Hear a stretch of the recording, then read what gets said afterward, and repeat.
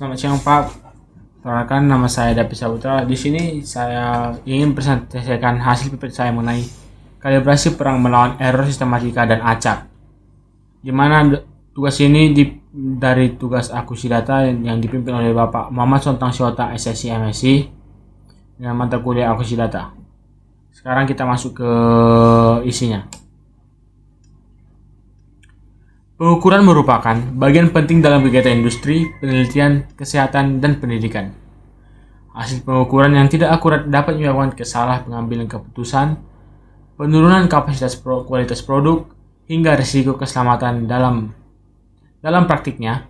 Pengukuran tidak terlepas dari adanya kesalahan atau error, baik yang bersifat sistematik maupun acak. Oleh karena itu, diperlukan proses kalibrasi untuk menjamin keandalan dan ketelusuran dalam pengukuran. Sekarang kita masuk ke rumusan masalah. Apa yang dimaksud dengan kalibrasi? Yang kedua, apa perbedaan error sistematik dan error acak? Ketiga, bagaimana kalibrasi berperan dalam mengurangi kesalahan dan pengukuran? Yang keempat, mengapa kalibrasi penting dalam berbagai bidang? Tujuannya yaitu kita memiliki dua tujuan, yaitu tujuan umum dan tujuan khusus. Tujuan umumnya untuk memahami peran kalibrasi dalam meningkatkan kualitas hasil pengukuran. Tujuan khususnya terbagi menjadi 4, yaitu 1. Menjelaskan konsep kalibrasi. Yang kedua, mengidentifikasi error sistematik dan error acak. Yang ketiga, menganalisis hubungan kalibrasi dengan pengendalian error. Yang keempat, mengetahui pentingnya kalibrasi dalam penerapan nyata. Yang kelima, pengertian. Sekarang kita masuk ke pengertian. Kalibrasi adalah serangkaian kegiatan yang membentuk hubungan antara nilai yang ditunjukkan oleh alat ukur dengan alat nilai standar yang memiliki ketelusuran metrologi.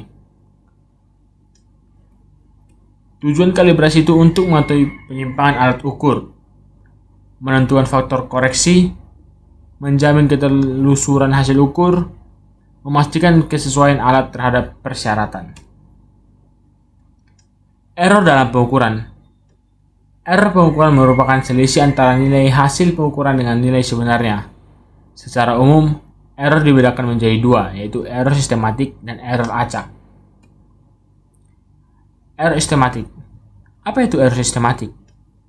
Error sistematik adalah kesalahan yang terjadi secara konsisten sehingga menyebabkan hasil pengukuran selalu lebih tinggi atau lebih rendah dari nilai sebenarnya. Penyebab dari error sistematik yaitu 1. Alat tidak terkalibrasi. Kedua, kesalahan metode. Yang ketiga, zero error. Yang keempat, pengaruh lingkungan yang tidak dikoreksi. Sekarang kita masuk ke error acak. Apa itu error acak? Error acak adalah kesalahan yang menyebabkan variasi hasil pengukuran secara tidak menentu.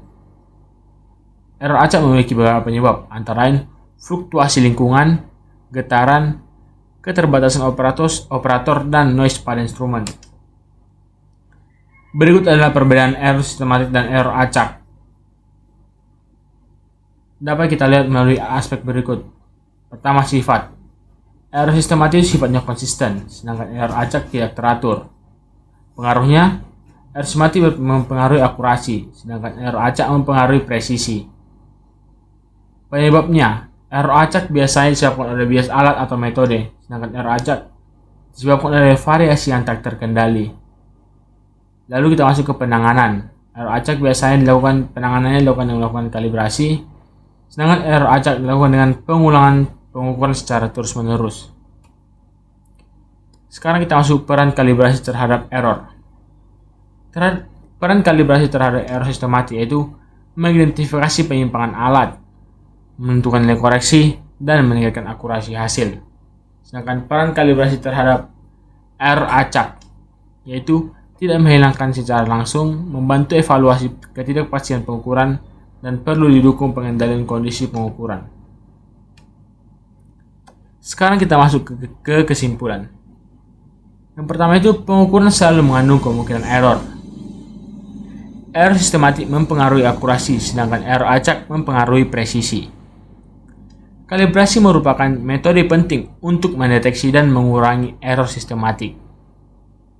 Kalibrasi berkontribusi dalam menjamin kualitas dan keandalan hasil pengukuran. Baiklah Pak, demikianlah presentasi singkat saya mengenai kalibrasi perang melawan error acak sistematik.